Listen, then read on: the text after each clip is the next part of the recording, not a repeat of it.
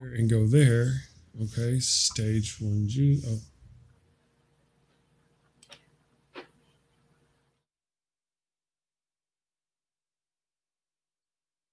Oh, yeah.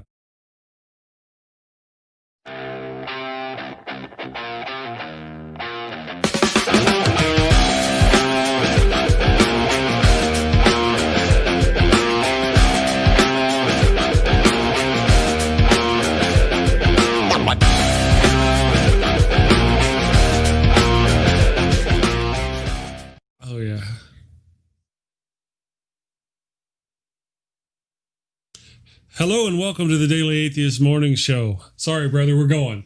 Sorry. Hello and welcome to the Daily Atheist Morning Show. The tech gremlins are all over us this morning, but it's fun. We're having a good time. Today is Thursday, the 6th of August, 2020. I am the amazing Super Chris, your host for the Daily Atheist Morning Show. I've got my guest this morning. We don't have our co-host. It's unusual that we don't have our co-host. I'm not sure thusly where he went. He's gone. He's not here yet, which is unusual for Christians, so maybe wires got crossed or something. But we do have Daniel Reynoso is joining us this morning. Good morning, Daniel. Good morning, Chris. How you doing? So far, so good. How you doing? I'm doing all right, man. Just waking up here on the West Coast. You know, it's always I don't usually get up this early, but it's always worth it to be able to talk with you in the morning. So here we are. Yeah. Well, thank you for joining us again. Daniel's a regular. You know, he's I don't do it right. You know, I never do it right. You've got 3 degrees in X, Y, and Z, and he's a bartender, a super wonderful bartender. Yeah, that's true. I bartend. I also do some freelance work for a distance learning company called eDynamic Learning. They do educational courses, for people who study, at distance, people who can't get to traditional high schools, also, licensing or accrediting certain kinds of courses for business or, entrepreneurship or anything that requires a kind of, checks and balances on the accreditation standards. So I do some freelance work for them, editing and writing. So, it's not too bad, but yeah, I do have 3 degrees. Ages ago, it seems now, I'm already 42, but in my early 20s, I got a history degree, philosophy degree, biblical studies. That's all kind of the stuff I've been into my whole life. So kind of the fun stuff to talk about these days, I guess. Of course. Well, we get you on this show and we usually talk about the Bible, all kinds of Bible stuff. I wasn't sure. I kind of was in a hurry yesterday when I put the show together to, what I was doing. I was actually working on all these buttons to make sure everything went perfectly this morning. Well, that's cool. I like so much for that. Yeah, I can definitely tell you've been putting in the work. But I mean, I don't get it. I was even early this time and everything was working, and then I took out my earbuds just to untwist the cord, and then all of a sudden it wasn't working. So I apologize if I'm a little echoey this morning. That's all right. We're doing good. We'll make it through. And again, Christian may show up. It's not, it is unusual for him to not show up. So we'll see. I want to take a moment and say hello to everybody. And of course, all that happened last minute, and that always distracts me, and I blow the intro, and, it's apocalyptic. It's crazy everywhere. I forget all my good stuff. Anyway, I want to say hello to the damnation over in the chat. Good morning. It's wonderful for you guys to join us at this ungodly hour, especially for Daniel, right? Because he's on So good morning to everybody over there. The Rage is here this morning. The Rage, my co-host, didn't join me this morning. So if you're, I don't know why, but if you're feeling like joining us, feel free to pop in and I'll put you up. Trina DeLuca, good morning. Ronan, nice to have you. Lots of wonderful people were here. They were waiting before the show even started. Junk Shop Library, good morning. Junk Shop, good morning. Julie LaVoice, it's good to hear that you guys are doing okay. I don't see often enough, and I don't get to watch enough of your content often enough. They have a channel. You should go check them out if you're watching. Epileptic Skeptic, lots of wonderful people are here this morning. Cool. So thank you all for joining us. Also, before we get started, I want to say hello to the people on Facebook. We stream to about 10 or 12 Facebook groups, and more people watch there actually than on YouTube. A lot more. Cool. Yeah, I know. It's crazy. I didn't realize. You're doing it. Yeah, I like it. Yeah. So there's them, and then of course every day, it doesn't matter what we talk. It does not matter what we talk about. They're going to demonetize this video. When I'm done, I'll look back and it'll be like limited, and I'll have to have somebody manually go back and review the video. Good morning to you, YouTube employee, who has to watch our videos. Oh, and before I forget, yes, because there's new stuff going on. Also to the podcast. Good morning to the Daily Atheist Morning Show podcast. We stream live to the podcast now. Wow. So there's that. I know, right? Crazy stuff going on. So, you're doing it. I know. Good morning, everybody. It's wonderful to have you join us again. Like I said, Christian may pop in, and the Rage. I don't know. I need to make the screen bigger so I can read what's going on. But if you get the same link from yesterday, if you feel like joining us, feel free. Otherwise, enjoy the show. So, Daniel. What's up, Good Chris? morning. Good morning, man. How's things been going for you? Not too bad. A little busy, with this. We're in Southern California, so we're one of the locations that's not going back physically to school for the kids out here. We're staying distance learning, so we're trying to get all that nailed away. I've got 2 young daughters, 13 and 10. So they're getting ready to go back to school, but by go back to school, it means it's extra work for us to kind of figure out how to get them all set up here at the house, so we're trying to get that nailed away this week and just picking up some shifts here and there, man. Also we're a location that has closed all indoor restaurants and all bars, but I pick up shifts at a few different locations that kind of have outdoor amenities and things like that. So they need some help. So I try to get out there and help out at a place out toward Palm Springs, which is about an hour from me.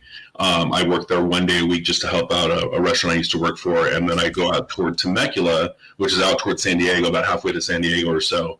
And there too, also about 1 to 2 days a week, and just kind of trying to stay busy, man. And then doing this freelance work for this distance learning company has been fun also. So just trying to stay busy, man. Trying to make my contributions where I can, Absolutely. Well, that was something I was wondering about you because of specifically the cooties. I didn't know. I knew you were a bartender, and the bartending industry has taken something of a knock. Now here in New Mexico, I'm in the Albuquerque. We did good there for a while, but then my understanding, and I'm speaking from somebody who never leaves the house, so I'm not really a contributor. We did great for a while, and then we failed, and we're having a spike, and so we were able to go into restaurants for like a week or two. Yeah. There's a thing out here. Absolutely. Yeah. They kind of did a soft reopening, and everybody was geared up to get back into those restaurants and those bars. And then just because California is also an area that experienced a huge spike, I think, Arizona, California, a few of these states that were kind of low on the totem pole initially, started hitting these spikes. I don't know, I guess it was just kind of a laxed approach, no face coverings, that kind of thing. But automatically Gavin Newsom decided to shut it all down. So like I said, I work also for some other locations that are actual bars that are still closed, and so I haven't worked there at all. But I have a number of different spots that I kind of dip into here and there, just to help out. And then unemployment helps, that helps also. My wife works for a major flagship store out here for Nike, the brand Nike. So she's continued to remain employed with them even during quarantine, which was nice. And then now she's back to work, which is a little weird because, it's definitely a major busy outlet out here, So I don't know why they haven't got shut down. The only explanation seems to be that they're on tribal land. A local Native American tribe owns the land, so the casino is still open and that whole shopping center is still open. So that seems to be the current explanation as to why they have not gone back down to a quarantine state. But who knows, My understanding is that the Native American population here in New Mexico has been very hard hit. And they're counted separately from the state's population. So whenever you hear the total number of deaths from our state, it doesn't count those people. And my understanding, they really had to shut everything down in their reservation here, shut it all down, quarantine people in your home, really, really, really hardcore to get it to because it was just running rampant through population out there. So Yeah. I don't know. I hope y'all are faring better in your more rural areas.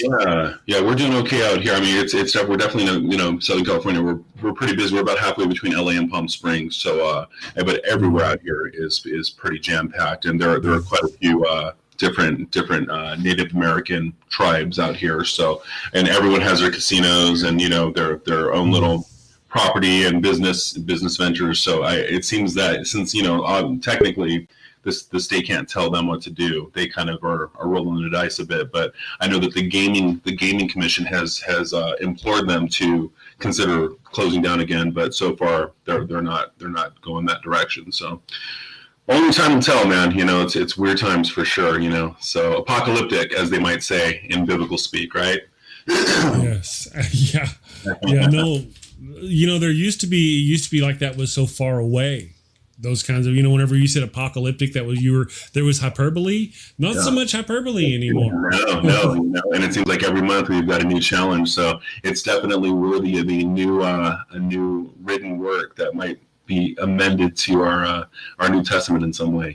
So absolutely. I want to take a moment and welcome the Rage to the channel. Ruh-roh, you're not the Rage. Good morning, the Rage. How you doing, Nakasuchi? Thank you for joining us. Pretty good. Hopefully people can hear me. I have a new microphone, so hopefully it's working. Yeah, I hear it's working. It does sound. I'm going to turn me up just a tiny bit. There we go. Okay. Yeah. Sounds like you're doing great, Sam. Thank you for joining us this morning. I don't know what happened to Christian. He's usually fairly reliable. He must have overslept or something. Young folk. Yeah, he's young. So thank you for. I forgot where we were. Where were we, Daniel? We were talking about the apocalyptic nature of 2020, but it was kind of a little sidebar. Yeah. So now we're transitioning. Wherever you want to go, man. Yeah, I'm on board. Gotcha. Yeah. Well, we didn't really have a topic, and that was my fault. I was so busy screwing around with my stuff yesterday that I got late to building the show. Christian was hitting me up on the show last night going, where's the show links? I'm like, all right, I got to go make the show links. So I went and built the show links, and I sent them out to you. So I guess I need to be better about that. Thank you, Nakasuchi, though, for joining us this morning. So you got a new mic. Yeah, it's different. It's not my Blue Yeti, so I'm not hearing myself through my microphone anymore. So I'm going to have to get used to it.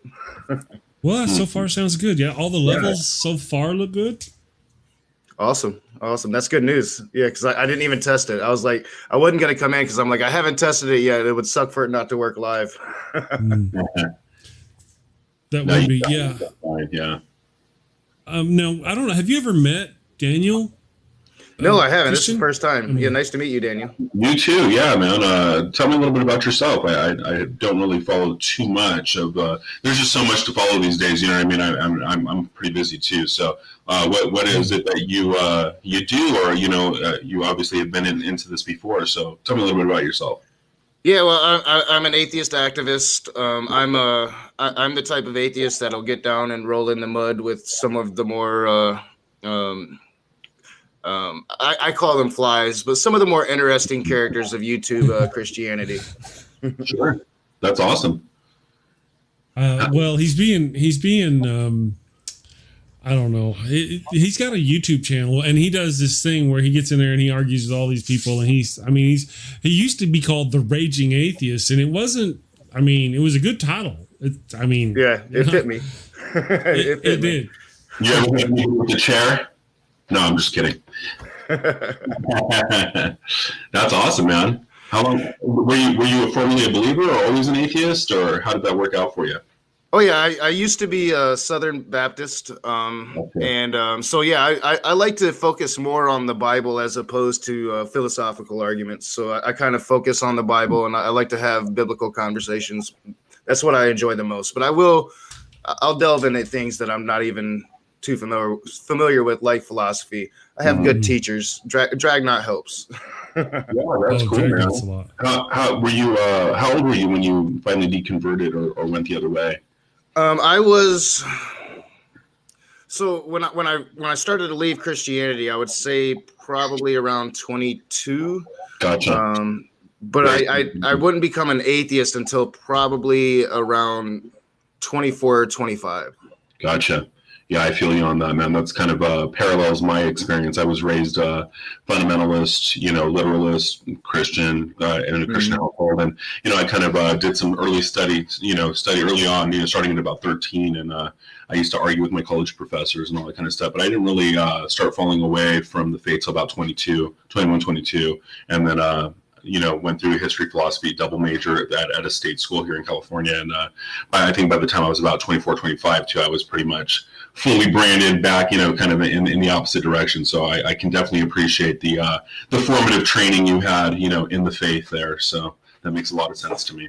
Oh yeah, I appreciate it. Yeah, I try to tell people, like, if you're a former fundamentalist, it's really easy. At least it's easy for me to kind of dive back into those shoes and know where they're coming from, even when they're being dishonest about where they're coming from. So, I can just step right back there and I'm like, nope, I know for a fact this is what you're thinking right now, because I used to think the same things. And I mean, it really does come down to, anybody who's coming from a position like a fundamentalist Christian position is ultimately engaging in a discussion almost always invariably for the purpose of apologetics, right? They want to swat away anything you have to say in order to reinforce a faith conviction. And it's just fundamentally different from, an open-ended investigation or something that is sincere and authentic in its search for what might actually be the case, because for them, they already know what is the case. And there is really essentially no other point to discuss it than to show you that it's still the case, no matter what you have to say. So there seems to be a little bit of insincerity in the dialogue always, so that can be a bit tiresome, I think. But, having the experience that you do, and especially coming from such a firebrand kind of faith, position as Southern Baptist, makes a lot of sense, man. Oh yeah. And I agree with you wholeheartedly. Like, I think that apologists fail in convincing, or even coming close to convince, like people like us, when they start with conclusion and then find evidence to fill that conclusion. Find your evidence and take me there with you, and you might actually have a chance of convincing me. But since you're starting with the premise to begin with, well, you're just finding whatever you can to back up your original statement. Yeah, it's diametrically opposed to a scientific approach or a rational approach, because again, it doesn't matter what evidence you might find, what line of argumentation you might employ. The fact of the matter is that your foregone conclusion has to be true. Otherwise, you made a mistake somewhere, and it doesn't matter what you say, what you prove, or what you even think. This has to be true. It's almost like Paul's line in Romans, "Let God be true and every man a liar." You know what I mean? It's like, I don't care what you say. This is the truth, and I'm just discussing it out of a nicety in order to try to show you that you're wrong. And it'd be a little taxing, I think. But kudos to you, man, that you're able to kind of jump in the ring with these guys and keep it going. Yeah, I appreciate it. There was some pushback at first. There's in the atheist communities, at least the one that I'm in, there's an emphasis on philosophy. So my approach gets questioned a lot. But at the same time, like, I think that, these questions, everybody has them, not just your intellects, not just your philosophers. We need to have atheists like me that's speaking to just the common guy, because there's a lot of us out there that don't talk about it, and we're just normal, common people. We work jobs, we go to work every day. So yeah, that's kind of what I try to do. And then behind the scenes, I make myself smarter. Nothing wrong with that, man. It's a self-improvement project. Yeah. Oh yeah. Well, I want to take a moment real quick and say thank you to Ian Davenport for the $5 Australian that he posted before the show in support for the show. Thank you very much. We appreciate that for the sticker. It's a Drop the Mic sticker. That's kind of cool. I want to make a note. Yesterday, I was rewatching our show. I usually rewatch them either the night after or the morning, the next day. This morning, I was watching the show and I noticed a couple of things. One was that Slade Camara said the funny thing about swearing on the Bible is that the New Testament quote saying you shouldn't swear on anything. Mm-hmm. And I noticed that he was in the chat. I wanted to point out, I did see that. I'm going to put that in my little bin of things to know. I'm going to look it up. I'm going to find that scripture and I'm going to use that someday. I'm going to use that. I'm going to look at safe in E. So thank you for that. I just wanted to point that out. Grumpy old dude. Good morning. How are you doing? I hope you and the family are doing great and cootie free. Ed, let's see. Am I still thinking of going to Bible school? I'm thinking of going to theology school for theology. I don't know, somewhere. I really want to figure out what I want to do. I just got to see. Right now, it's like when things settle down in life, money-wise, and I'm able to do it, what do I want to do? Well, right now I'm focusing on the channel. I spend almost all my time driving the channel, so I don't know how school would fit into that, so much myself. But thanks for asking. Yes, so was there anything? Let me check this other thing. Also, oh, no. I want to talk about while you're here. And while we have you, Daniel, yesterday what we were talking about, we can talk about this too, because what we were talking about was how Christians or theists often misunderstand atheists or atheism. How they approach us and like, oh, they give the wrong impression about what we are. And that often led into Bible conversations about how they misunderstand us while not understanding themselves or what they're supposed to be or their own text. And whenever we talked about the text, it just kept going back. I love the Old Testament. I'm a fan. Oddly enough, that's the only book I've read in the last. Anyway, so that's usually where I go. I'm on Abram and Lot. I go to Abram and Lot. Now I'm going to go to Isaac and Jacob because I've been reading that stuff too. And I'm like, wow.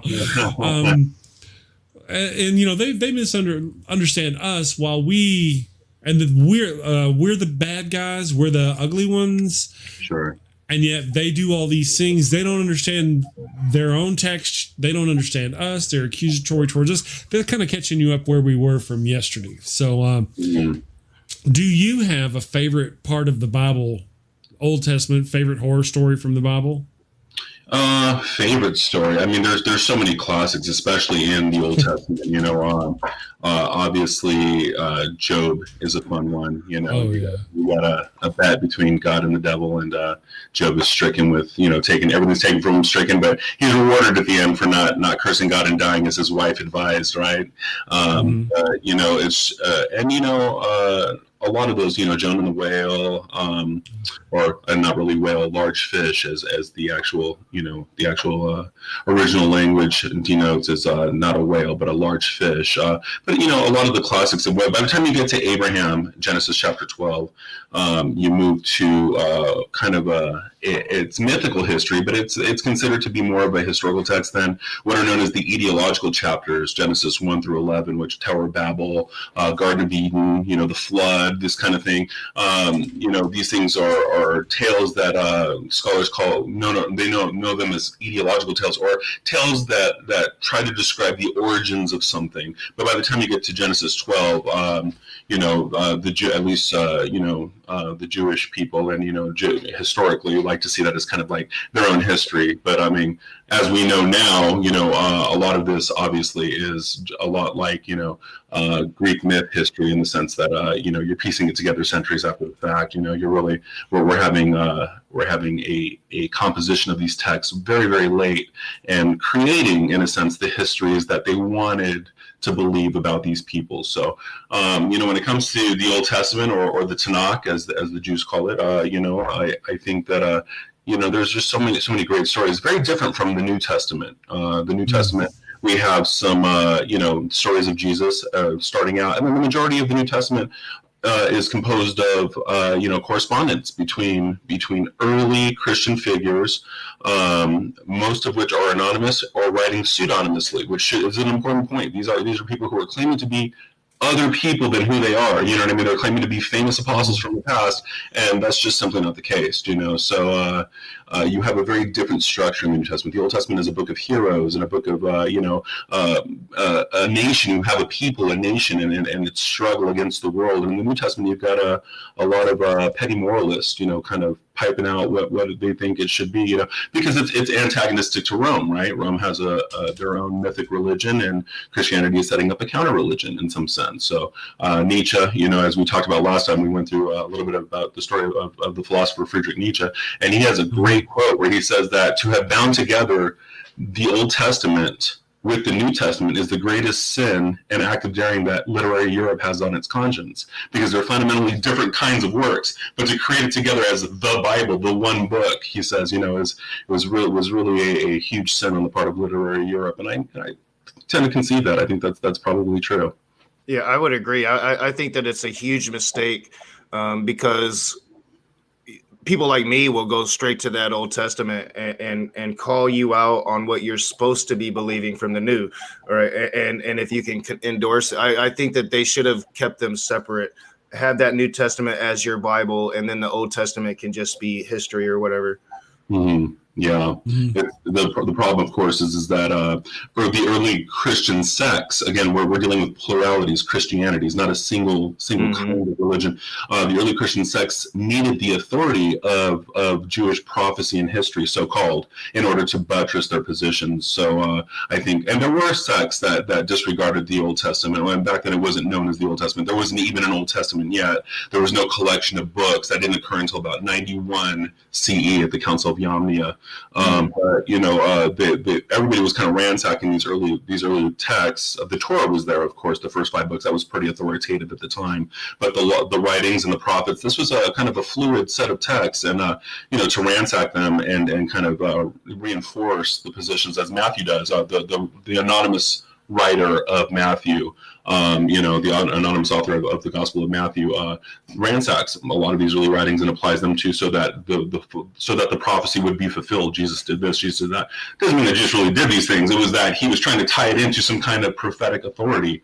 But the fact of the matter is that there were sects that disregarded the Old Testament as coming from a fundamentally different God. That Jesus was here to reveal a different God from the Old Testament God, who was a vengeful, spiteful God. Everything that the classic trope that a lot of critics now launch is that the Old Testament God is this barbaric God of war and blood, and the New Testament God seems to be this kind of cosmopolitan. He's everywhere. He's in all the ghettos. You know what I mean? He loves everyone. Yeah. But there were early believers who launched the same critique, and they simply abandoned these older writings and said that this was a false God, a petty God, a God of material. This is where we get the Gnostics.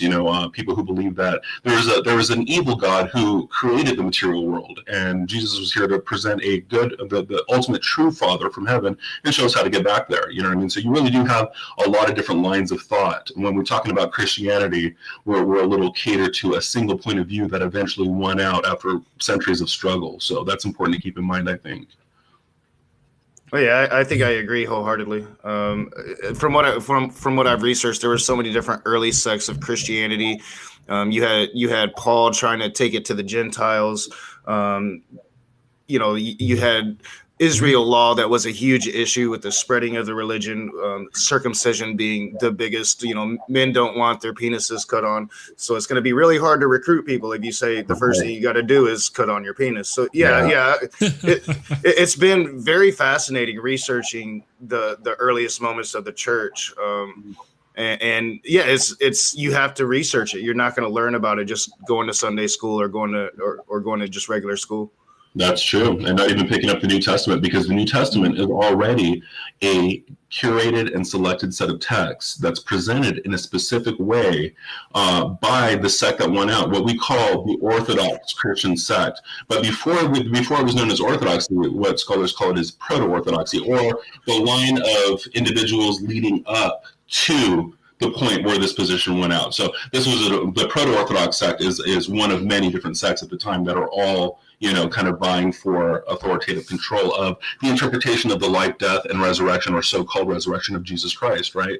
And what eventually wins out is known as the Orthodox position of Christianity. The problem, going back to what you were saying, Chris, is that these most Christians know nothing about the technicalities of the Bible or what people who disagree with the Bible are actually saying. Instead, they buy into a meta-theology. In other words, they buy into a story about the Bible that they need to believe wholeheartedly that they've received from some kind of church or pastor or trusted figure, another believer of some type, that essentially runs along the lines of everybody was born into sin, everybody makes mistakes. Because you've sinned, you are technically at war with God in some sense, because God is so holy, he can't countenance your sin. So he had to send his own son because he loves you so much in order to die a sacrificial death. And by virtue of that death, he has paid for the sin that you've committed, so you don't have to die yourself. You don't have to be eternally separated from him because he's so holy. And then God raised him from the dead, or together he raised himself, depending on what text you read in the New Testament. But he basically resumes his state of, glorified, deified, but now he's the God-man, Jesus Christ, because he's become incarnated. So now he's resurrected and glorified, gone back to heaven, and will come again. That is an essential tenet. Jesus is coming again. Well, what is he coming back for? People don't really understand that. But whatever it is that when you die, you get to go to heaven. Or when he comes back again, he's going to come back and get you and everybody like you and everybody who believes the same thing. And everybody's going to be all, together in this Christian camp somehow, And that's just kind of what they believe to be true. The ontology of the universe this is it. And it doesn't matter how the details really sift out or sort out. This is the truth. This is the way that we need to look at the world. And when you look and realize that this is a story that doesn't, not every text in the New Testament really sides with this story. This is something that has grown out of an orthodox approach to the material. You know what I mean? And there's a lot of disagreement to that basic story that we can find even in the New Testament itself, let alone other Christian writings from the time. So it gets a little bizarre, We have a question for you from the chat. It's from Junk Shop Library for Daniel. The question is, what is your least? Wait, real quick though, before we do that, because that could go on a bit. Let me do this real quick. We've got John Hammond and Jason from Dragons and Genesis in the chat. Both at the same time, they said they were talking about Gnostics had some interesting ideas, and that would make for an interesting show to talk about Gnostics. So I just want to, and those two people, both of them, very interesting individuals, will both be on the show tomorrow. We're going to have a special 2-hour show tomorrow. The first hour is going to be Miss Cynthia McDonald, and we're going to be talking about disparities in Black health. And then the second hour, starting at 10 o'clock Eastern AM tomorrow, we're going to have John and Jason on the show talking about stuff. Give us a good topic for tomorrow, guys, and we'll figure out. I think he may have, but I just wanted to wrap all that up before I ask the question. And now I have the question from Junk Shop Library. Sure. Daniel, what is your least favorite story in the Bible? What's your least favorite story in the Bible? Oh man, it's hard for me to do favorites and least favorites, to be honest. But I mean, I guess I could choose some. Let's see. Gosh, it's hard to say. The least favorite story in the Bible. If I had to go New Testament, which I don't, but if I did, I'm trying to think of something from Jesus' supposed biography that just is unappealing, but everything is just so fascinating. I mean, least favorite, maybe the notion. No, I was like, I like that too. I don't know. I can't remember. Do you have one? Give me some ideas, because I don't know that I have one. Yeah, tell me. I despise the creation story all the way up to Noah's flood and after, just because it has led to so much science denial, and that has become such a huge problem here in America. And I think it roots there is that their religion tells them that science is false, and now we have a whole plethora of problems because of it. Yeah, no. If we wanted to look at single Bible scriptures that hurt people en masse, we could look at Genesis, exactly, the scriptures about women of Eve and how Eve's transgression alone. And then again, for later on, is it Mark? In the book of Mark, where they actually bring up Eve's transgression and say, no, you're bad because of Eve's transgression. You shouldn't be able to teach and all these things. Women have been subjugated for those two scriptures. Yeah. I mean, just, alone. I'm sure there's much more, but just those two alone. So that prohibition against women teaching in the church goes to one of the pastoral epistles that's supposedly written by Paul, but it's not. These are written pseudonymously in his name. But that's exactly it. Is that I think that's the thing, is that you don't really have a story. And in this sense, you have a teaching. These things are didactic kind of approaches. So there's definitely a lot of harmful verses in the Bible like that would really, relegate women to an inferior kind of status or blame them in some way, which the Old Testament never does. Genesis never blames Eve for eating the fruit. In fact, she was deceived. In fact, that's one of the arguments made by Paul does tend to say that he never calls it original sin. This is an interpretation later, but he does suggest that Eve was deceived, so somehow she's a little bit more prone to being deceived by other things. But the original text, basically says that the serpent deceived Eve. Adam ate knowing, because God had told him directly not to eat, and he ate because, and then he blames Eve, right? Well, she gave me the fruit, and Eve says, well, the serpent deceived me. And all three of them are of course, cursed by God in the story. But what later believers do with those texts is fundamentally, misogynistic in some way, and in many ways, actually. So you do have this prohibition against women teaching by, again, not Paul, because Paul, in his book, in his letter to the Galatians, which he did is authentic to him. Paul. So just a little background real quick. There are 13 letters in the New Testament that are ascribed to Paul. 7 are considered authentic by scholars. 6 are considered, pseudonymous in his name, basically. Deutero-Pauline epistles, and so he writes Galatians. One of the verses in there, which in chapter 3, verse 28, he says, talking about Christians, that there is no longer Jew nor Greek, bond nor free, male nor female, all are one in Christ. So he's advocating a radical equality that was unheard of in the Roman Empire at this time. It wasn't that Christianity was misogynistic, it's that the Roman Empire and most empires preceding Rome were drastically misogynistic, and so you have this kind of cultural bleeding into all religions at the time. So Christianity just kind of takes its cue from social cues at the time, just like slavery. It's not that Christianity advocated slavery, it's that Christianity did nothing to controvert attitudes towards slavery that were already present in the Roman Empire. You know what I mean? So you have later authors who are citing more and more with this kind of Roman cultural approach. Right. Well, SS1964, thank you for joining us this morning, mentions in the chat that the whole Bible is misogynistic, and I would say, that's not a bad argument. I mean, almost every woman in the Bible is a villain in one fashion or another. Lot's wife, villain. Eve, villain. They're all bad guys. I don't think Mary is a villain in any way, but she's like the one. That if there's a woman mentioned by name and they go into any detail, somehow she ends up being a villain. I would say that Mary was somewhat vilified in the aspect, like famously, Jesus' family comes to him in Galilee, and he's like, I know not who you are. Keeps her to the back, which is, speaking to what Daniel's speaking to, that's just that Roman culture there. Women stayed in the back, and if they were to bring them to the front, that's going to cause a lot of issues.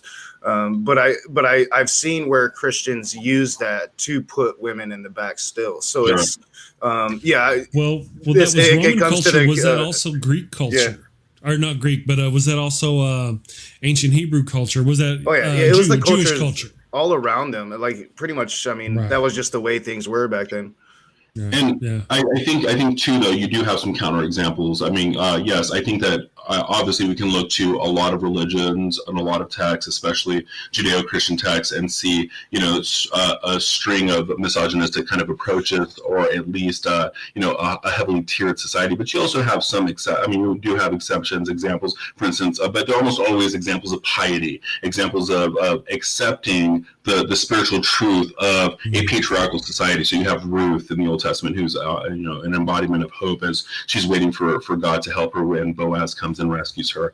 You have the women who discover the empty tomb first, and they're the ones that go back to tell the disciples that Jesus is risen. It would have been very first. So this is in Mark. The women discovered the tomb empty. It would have been very odd to have at that time the testimony of a woman be believed as if it were true. Of course, in later Gospels, you have they would have been seen as hysterical, maybe making up stuff or whatever. But in later Gospels, you have actual resurrection appearances to the disciples, the apostles themselves. So, later gospel writers fix that problem. But in Mark, that's not the case. He has women discover the empty tomb, and they never tell anybody. The last verses of Mark, verses 9 through 21, were actually added later to kind of the post-resurrection appearances of Jesus. The way Mark initially ends his book at verse 8, the women see it. They're told by an angel to go tell the disciples to wait for Jesus at Galilee, and they don't tell anybody because they're afraid, and boom, end of gospel. So So it's kind of an anticlimactic, and I think it goes thematically with what Mark is trying to do. Jesus is the Messiah, and it's kind of a secret. Nobody really knows throughout the book. God the Father knows. A few scattered people, the demons know. Peter takes a stab at it and kind of guesses it, but he doesn't really understand what it means because everybody assumes the Messiah is going to come overthrow Rome and inaugurate the kingdom of God. But that's not what Jesus did. And so how is Jesus the Son of God and the Messiah? Well, Mark is trying to present a different picture of what the Messiah is supposed to be, and nobody really gets it. But you get it because you're reading it. You know what I mean? And so there's definitely women throughout the Bible who are champions of faith, who are champions of kind of what it means to be a true and holy woman in that perspective. You know what I mean? But it's still catered. It's still adopting a patriarchal view of the world, and a very religious one at that. You don't really have the kind of egalitarian approach that we see today in modern feminism. I think that's something to be said. That's something to be noted. That if you're buying into a Christian worldview, you may have a token equality, advocated in some verses, but ultimately you're buying into a patriarchal structure of faith that will ultimately decide what it is you are as a woman. It defines you, and it defines men too. Yeah, great point. Well, if I may, and thank you for this junk shop. I appreciate this. He says, and Ruth tricked Boaz because she's a villain, because she's female. Right? I'm putting that in my own there. He says she tricked him into marrying her by staging the appearance of having slept with him while he was so blacked out drunk he couldn't remember what happened, which leads us to Lot's daughters. Lot's daughters. They were villains. They tricked their own father into having sex with them so they could have children. Lot's wife was a villain. She looked back in lust at what she was losing whenever she left the city of Canaanites in Sodom. Any other women we can care to throw under the God bus? I think too, one thing to remember, I mean, I don't know if Ruth actually tricked Boaz. She might have actually done it. Yeah, he was in there partying, but he was a kinsman of the family. I think it was his, she kind of, the story is, in other words, these stories are presented, I think, with different value sensibilities. When we read back now from a modern, current 21st century perspective, we have an entirely different set of values from the kind of values that were preserved in these works from 2,500 years ago, 3,000 years ago, you know what I mean? So we've got to be very careful not to read in modern Victorian sexual sensibilities into ancient ways of thinking or being. Now, Lot's daughters, I mean, very bizarre story, right? Why would a faith the Jewish faith that prized so much, holiness and virtue and obeying the law, preserve these kinds of stories if they were to be read in such a distasteful way? I think originally a lot of these stories were not seen as distasteful as we take them to be these days. You know what I mean? So I would caution against, I mean, I don't have any absolute answers here, obviously, but I would caution against reading into the past, especially past texts and past stories, current values, because we do an injustice to what the original writers and the original audiences wanted to do with those stories. And that's kind of what that's what if you were to go to Bible school, Chris, like you've mentioned you wanted to do, one of the things that happens there is that you really do you tackle into what these authors were writing about to their audiences at the time. What did it mean to say certain things in their their values? It's not like we can just kind of read the Bible with our, with an untrained current modern sensibility and get everything it's meant to say. We need to know, who were these authors writing these things? What did these stories mean to the audiences that were reading them at the time? Why are they important? What were the settings? What were the cultural conditions, et cetera, et cetera? You know what I mean? So that's really we used to, I think we've talked plenty of times before about peeling the onion back and really getting into, what do these texts mean? What are they trying to say? Are they trying to vilify? Are they trying to, whatever it may be. So yes, I do think that there are examples of women who embody a positive faith commitment in different types. And again, we don't want to treat the Bible as one book. The Bible is not one book, and the Old Testament is not one book, and the New Testament is not one book. This is an anthology of writings from many different places, many different people, many different values. The Bible doesn't take a single stance on anything. There different writers throughout the Bible take different stances, and sometimes they're in contradiction with one another, and we need to learn to be comfortable with that. Yeah. Well, so what you call them? They might do something bad, but then but despite that, they are a positive. What'd you call it? A positive. A positive exemplars of a faith position in whatever it is. So, for instance, I get what you're saying. I'm just saying it's like they're demonstrative of the fact that for the faith you can take abuse and still be good to the faith and love the faith. Absolutely. That's not a. I mean, that's a good message if you're of the faith. But us outside the faith, going, that's really brainwashing. Going, listen, take that abuse. Absolutely. So not only are they villains, they do something bad, and sure, they do show how good it is to be. Jesus is good. Jesus is good. Hit me again. Jesus is good. That's kind of what I'm getting from you here. Am I wrong? Well, I think that there is that aspect of it for sure. Definitely, there is the sense that as a woman, especially in a lot of writings of the Bible, I don't want to talk about the Bible as a whole again because we're going to have exceptions always. But in a lot of passages in the Bible, you do have this notion that to be a holy woman or a woman accepted by God is to fall in line with the plan. So there's a sense where Mary is, in the verse that was quoted about Jesus saying, when his mother and brothers, he did it to his brothers too. Your mother and brothers are here, and he says, who are my mother and my brothers? They're the ones who listen and receive my message, basically. So he's discounting his, and again, Jesus didn't actually say this, I think. I think that what we have are later writers and apologists writing what it means to be a follower of Jesus is to be his family, and that the physical family doesn't really matter. But you have plenty of verses that, kind of glorify Mary to the point where we had the problem of Mariolatry, or the worship of Mary, you know what I mean? And that Mary is this figure that can be worshipped alongside of Jesus. So I think that you do have a sense where there are stories or figures or women in the Bible who are seen as somehow, positive in a very positive way. And then there are also just, casual mentions of women. There's a woman who's called an apostle, in the New Testament, which is very rare. Almost always men are apostles, but Paul references a woman as an apostle. There's a woman named Phoebe who's a seller of fine purple linens, who nothing bad is spoken about these women. These women help the faith in some ways. They close churches, that kind of thing, So I wouldn't say that the Bible as a whole is misogynistic. I would say that the cultural overtones of everything that produced the Bible, whether we're talking about the Jewish culture, we're talking about Rome, Greece, the Akkadians, the Phoenicians, the Philistines, whoever you want to say, I think the vast majority of cultures, we can safely say, had what we would now call a misogynistic approach to understanding the role of women. But of course, they didn't think about it in that time. These thoughts are new thoughts. And that's one thing we want to, when we talk about values in the past too, we want to separate modern ways of thinking from older or ancient ways of thinking. It's not like people could think along these lines and decide that it wasn't true. It's that these thoughts didn't exist yet. This way of thinking didn't exist yet.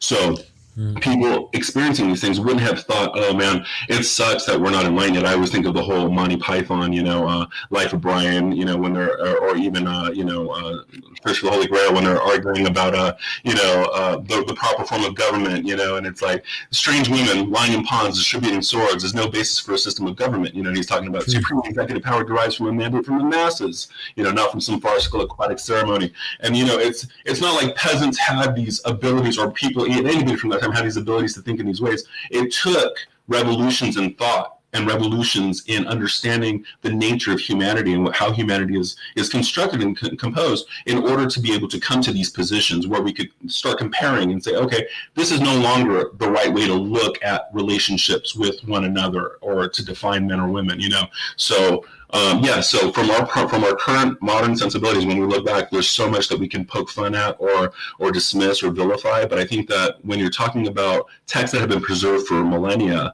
they served a different function at that time for people who thought fundamentally different things about the world than we do today, and we need to keep that in mind. Well, I think that the real problem here is that it, as you say, is patriarchal, but it breeds patriarchy. So a lot of Christianity in America, they aren't taking that context or applying their modern lens to it. They want to take us back to where that line of thinking is okay. And I cover groups like the Quiverful, NIFB, and these are all patriarchal family units, to where you have Jesus and then you have the husband, and the husband represents Jesus in the home, which means that the women and the children are subservient to that master figure. And I think that that's the issue. It's not so much that the Bible can be not not misogynistic at all. The problem is it breeds misogyny into the family unit. Absolutely agree, and I think that's why we go to war with these positions. And definitely. And we speak up and we criticize these kinds of understandings, because you're absolutely right. That is that's the model advanced by writers like Paul and others in the New Testament. That Jesus is the kind of the head of the church, and the husband is the head of the family, and women and children are under that. And also in a Roman sense, the patriarch of the family was the legal owner of everything: the slaves, the children, the property. He basically was responsible for all things. So you kind of have this transference of understanding that in the Christian home, and this is the whole idea that the woman is supposed to be subservient to her Christian husband, and blah blah blah. And he leads. And yes, you're right. I mean, the breeding of an ignorant patriarchal approach. I think that's the problem. And that's the problem, is that we would say the same thing too, in that using the Bible for any kind of proof text. That's why when people always want to argue about whether or not the Bible teaches something, as if it had the authority to tell us anything. You know what I mean? I think that's the mistake. Let's look at what the Bible says, but in an academic sense, in a culturally appreciative sense. Not in a sense of authority that somehow, because the Bible taught this in one place. Again, let's not treat the Bible as a unified book, but because we can find places in the Bible where this idea is taught, that somehow it now represents some kind of authoritative structure to which we should defer these days. I think that's the mistake. And unfortunately, this is exactly what the ignorance of religion promotes, right? Especially fundamentalist Christianity and things like that, is that they want to point to these texts, read them through modern lenses, which is almost always a misreading, and then use them as some kind of authoritative, structure that overrides not only believers themselves, but also non-believers. People say, who cares what the Bible says? Well, if I had the power, I would force you to obey what I believe the Bible has to say. That's fundamentally what we're at war against, and thankfully we're not there. Well, yeah, and there's. Go ahead, Chris. Go ahead. Well, I was just going to say, in the Bible, in Genesis, part of Eve's punishment for her transgression is subservience to her husband. I mean, this is chapter 2? Yeah. Chapter 2. And it's punishment. It's not a reward. Subservient to her husband is not a reward. It's punishment for her sin. So I just wanted to throw that out there, right? Well, chapter 1. It's chapter 3, but the thing is, it doesn't say that it's, and in chapter 3, the punishment is that she would endure pain in childbirth, and that she would long after her husband, and that he would have to work the field. So the thing is that you're right, that there's, in other words, I don't know that we would want to take the specific condition of that as the punishment. I think that what you see in the fall, again, these are ideological tales. Okay, so fundamentalist Christians may look and say, hey, there was a literal Adam and Eve and blah, blah, blah. A lot of people don't. A lot of Christians and even a lot of Jews understood these things as kind of metaphors. But the thing is that what you have in this fall scenario is that both man and woman are losing paradise, where they had they didn't have any cares, that everything was taken care of for them. And now man was going to, man himself, not woman, but man was going to have to earn his living by the sweat of his brow, and that he would have no rest, basically. He would have to work the land incessantly in order to provide for himself, and that the woman would now endure pain in childbirth. There are strange theories by people who think that maybe women who believe this. Not strange theories by people who believe this, that think that maybe women were originally intended to have birth out of their side, painlessly out of their side of their body. There are these weird ass theories that come out. You know what I mean? But the point is that what we see, and then of course a serpent is condemned to roll on his belly and eat the dust of the earth, and so you have very strange condemnations. And I wouldn't tie too much into a gender, a misogynistic approach, because everybody's getting cursed at this point. The problem is that we read the curses in a 20th century way. We don't really understand, in some ways, what are they trying to say in this situation, And a lot of cultural scholars that I've read look back at this original Garden of Eden / fall scenario as kind of an early remembrance of what it meant to adopt an agricultural lifestyle. You know what I mean? Because about 12,000 years ago, we went from being hunters and gatherers to tending fields and farming and that kind of thing. We made that transition, and it was a huge transition for the species. Homo sapiens became fixed, settled. We had to start working the land and that kind of thing, and that we gave up a lot in order to do that. And I think that there were some cultural remembrances of these things in ancient texts. Genesis probably one of them. So Just a thought. I wouldn't pin too much of a misogynistic approach or interpretation to that curse. I think instead everybody is getting cursed, and the curses are of that time and place, and have very little to do with modern notions of, you know, misogyny or feminism or anything like that. Well, and my point was going to be like that. There's actually good apologetics out there. I'm not going to say like good in the sense that they're accurate, but good like they do apologize somewhat for some of the more misogynistic verses in the Bible. I was having a conversation with a Christian, and we came to the verses. I think they were mentioned earlier, you know, suffer not a woman to speak, or a woman can't have positions of authority. Right. And, you know, I was talking about that and talking about the immorality of that. And he smacks me with this apologetic about how, well, the Oracle of Delphi at the time was telling all of these women to disturb the churches because she saw Christianity as a threat to her power.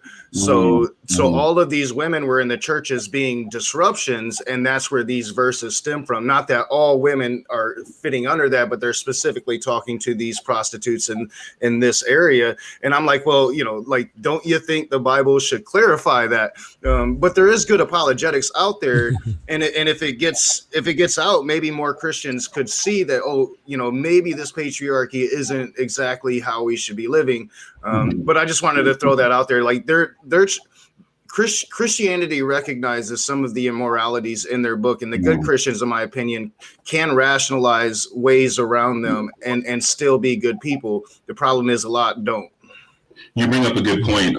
The fact of the matter is that a lot of what we read, especially in the New Testament, is culturally determined. There were a lot of other Christian texts floating around that some of these texts were written in contrast to. You know, to give you an example, there was a very popular work called the Acts of Thecla, where Paul converts a young virgin, Thecla, who was engaged to be married. And when she's converted, she ditches her fiance, decides that the missionary life is for her, goes out and starts winning converts all over the place. She's kind of a superhero apostle. She's so badass, she baptizes herself. And she's out there performing miracles. And this was a text that was, a lot of people had Thecla as a heroine, you know, a heroine of their faith. And the patriarchy in the church obviously couldn't stand this. So there a lot of the texts that are later written in Paul's name are written to combat these kinds of works and these kinds of ideas. So you're right to say that there could have been a culturally determined condition for verses like this, you know, suffer not a woman to teach or to instruct over a man. It could have been very culturally determined because, again, the person writing that didn't imagine that one day this letter would be included in a anthology known as the New Testament, you know, strung together with a bunch of other letters that could be read side by side. It was an occasional letter written to a very specific community about a very specific issue. And so the more that we can peel that back and understand the conditions that underlie the words and writings of specific texts, the better off we're going to be to understand. And you're right, I think that there are Christians who work to do that, especially people who have been to seminary, people who have done a little college education in biblical studies.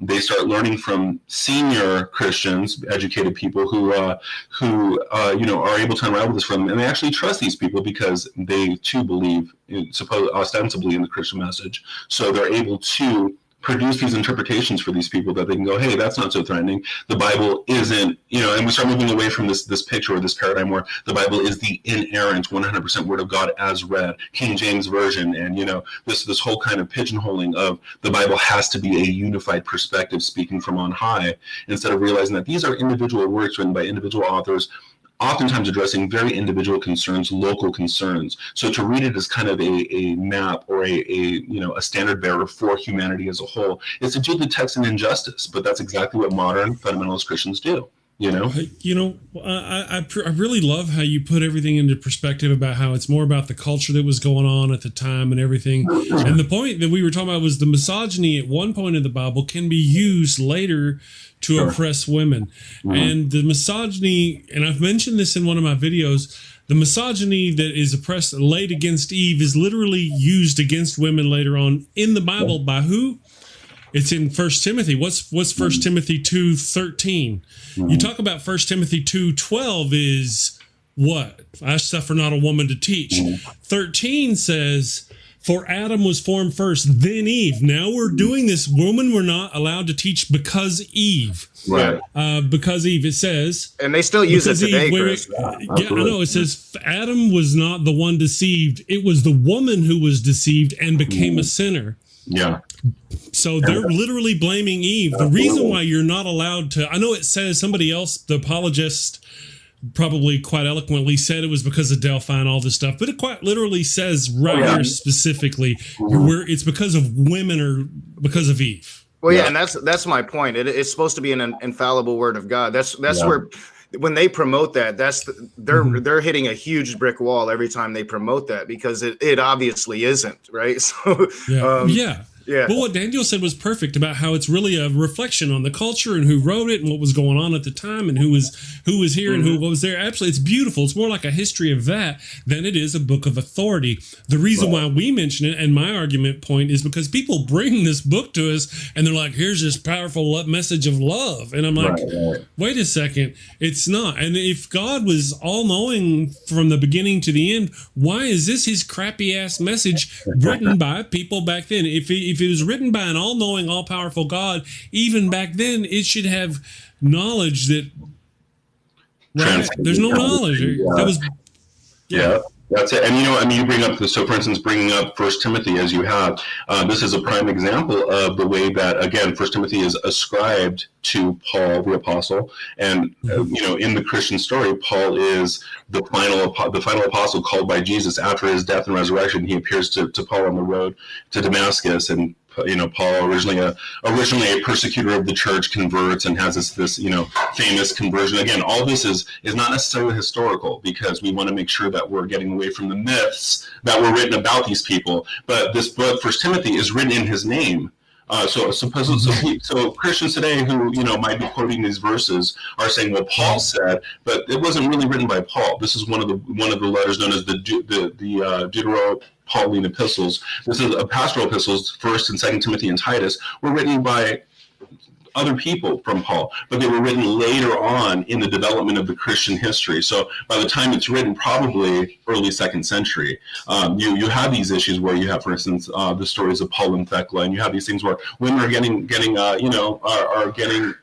kind of their own standing in the church, and the patriarchy wants to shut that down. So a work is produced, a pseudonymous work, a work in the name of somebody who lived 70 years ago, to be able to combat the issues that are plaguing the church at that time. The church is at that time. So you're right. I mean, obviously, this has the fingerprints of fallible humanity all over it, of biased, misogynistic, superstitious men who are writing these things in order to quell these situations in a church that they want to maintain control over. So the more that we can get away from this notion that the Bible is somehow some transcendent message from on high, like kind of God's megaphone for humanity, and realize that these are specific pieces of literature that were written for specific purposes that were then tied together as an anthology in order to create a rhetorical effect. Even the New Testament. So when we open the New Testament, the New Testament of Jesus Christ, page 1,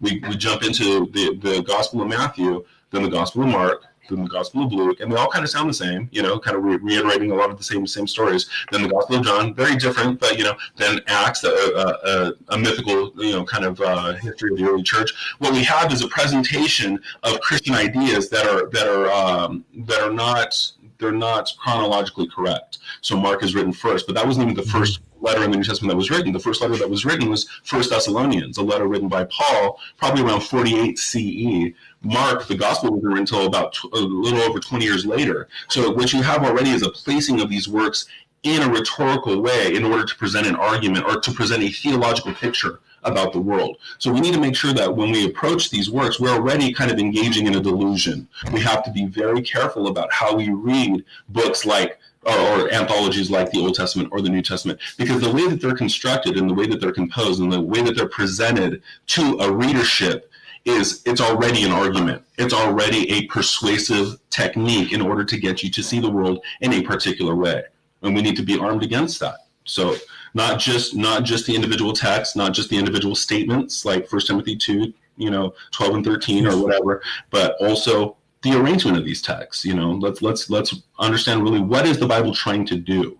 Well, I think a more important question is, what are people trying to do with the Bible? Because what they're trying to do with the Bible is completely different from what the Bible itself, as the set of works it is trying to accomplish. You know what I mean? Mm-hmm.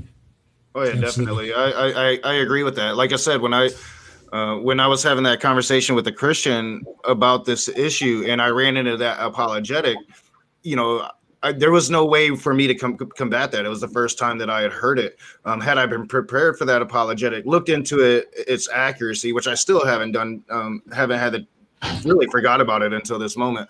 But, when I ran into it, there was just, all right, this part of the conversation is done because I really can't argue against that.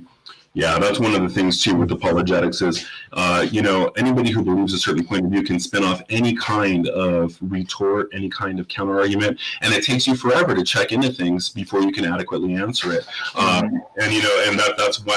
That's why apologetics is so different from a scientific approach, right? A logical approach to understanding. Okay, well, let's examine the evidence, and even more than the evidence, because none of us is able to examine all the evidence on our own. We're just not equipped, especially in our modern day and age. The old idea of knowledge is that somehow you yourself, Chris, or whoever, can be presented with the facts, and through some kind of unbiased internal reflection, you can reason through the logic and weigh the evidence and come to the correct judgment based upon that and get true knowledge. Well, this is completely flawed. In fact, especially in our modern day and age, what we know now is that knowledge is really a probability set. What is most probably the case depends upon how well we understand the evidence and the arguments pertaining to the evidence, and to whom do we have to turn in order to understand to attain the best understanding of these things, to experts that deal with the material for a day,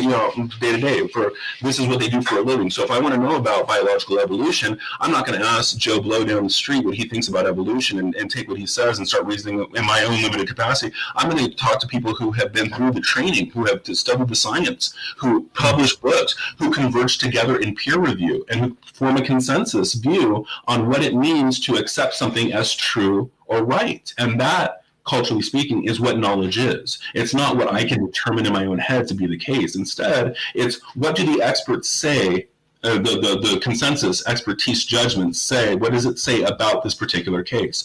And so with apologetics, what you fundamentally have is something that, a proposition that must be true, and I will spin anything I have to say and misrepresent the evidence and offer any kind of bad argument in its favor in order to buttress the truthfulness or the apparent truthfulness of its proposition, of the veracity of the proposition. Whereas a modern, a rational approach, a logical approach, a scientific approach doesn't do that. It says there is no predetermined way that the evidence has to fall. Instead, we have to see what the evidence says. We have to approach the experts who deal with the evidence, who deal with the arguments, who argue with one another in a professional expert sense, and then form a consensus. And then that is our view of knowledge. That is our view of that issue. And if you have a counter view or a minority view, as an expert, that's one thing. As a non-expert, as a layperson, you have an axe to grind. You're coming from a faith position. That's called woo. I call that woo. Wow, I had somebody on the show. They came out and they did not have a degree in a certain field, and yet they were calling this entire field of study wrong. Yeah. You literally just described it. It wouldn't have been so bad had he been an expert in the field, right. But he wasn't. Mm-hmm. He was an expert. Wasn't even an expert in some other field. He was just a guy. So awesome that you mentioned that. I want to say real quick too. Thank you to Dragons in Genesis podcast, Jason, for the $3 in support to the channel. He says, "Great show, guys. Keep up the Lord's work." And we also have another $5 Australian $5 sticker from Ian Davenport. Thank you for that. It says, "Keep up the good work." I appreciate these super chats, guys. It helps pay for all the software we're running and doing all the stuff. You're wonderful. Thank you very much. Guys, we've done the hour. I want to take a moment and see, Nakasuchi, do you have anything coming up you want to chill out before we head off? Oh yeah, tonight 7:30 Eastern. I will have Godless Engineer on. We'll be talking Did Jesus Exist? And this is one of my favorite areas of research now, so I'm excited about it. Very good. Okay, have you found anybody yet who's on the pro side that he did physically exist as a person? Oh yeah, plenty of Christians. But yeah, even atheists. I think that the mythicism position is still somewhat on the fringe, but I think it's getting more and more into the mainstream. Okay. All right. Cool. Well, I look forward to trying to get in on that. I'll see you then. It should be fun. Should be fun. Awesome. Yeah. What time did you say?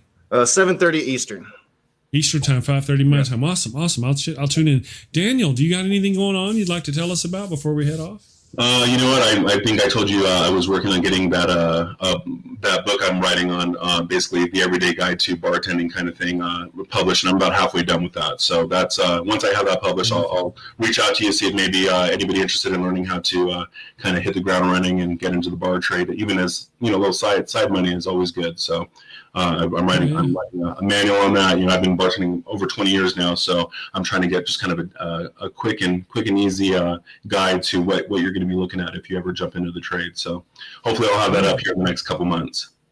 Awesome. All right. Well, thank you both for joining me today. Thank you to everybody in the damnation, the chat over here, for joining me. It's been wonderful having you. Of course, great questions. You guys are all wonderful. I'll watch the show again later, and I'll try probably catch those things I missed. But thank you to all of you people on Facebook who watch. I very much appreciate you, and of course that YouTube reviewer. Thank you. And we actually had people popping in on our podcast streaming live is new, so where it's new getting people. But hey. Thank you to you people who showed up over there. You're wonderful. I hope you guys all have a wonderful Thursday. Tomorrow, before you rush off, let me tell you about tomorrow. Tomorrow, we're going to have Miss Cynthia McDonald is going to be on the show. And we're going to talk about the health disparities in the Black community. Now, by that, we mean by how Black people have differences in health because of the way, the history of they just have a different... Anyway, there's health issues just being Black. Mm-hmm. That's not just being Black. They have different health issues. But then there's also the way that the health system over the history of our country has treated them. We're going to talk about those things for the first hour of our show tomorrow. For the second hour of our show tomorrow, we're going to have John Hammond and Jason from the Dragons in Genesis podcast, the two gentlemen who are bantering back and forth in the show. We're going to have them on for the second hour of the show tomorrow. We're going to kick off Friday that way. It's going to be a lot of fun. So don't miss it, guys. Okay. All right. Thank you all. And we will see you tomorrow. Awesome. Bye. Bye, guys. Thank you for watching the show. A special shout out to my gold level Patreon supporters, the Blazing Wizard Pope, Ian Davenport, Cindy Plaza, and tons of mice. Thank you and have a great day.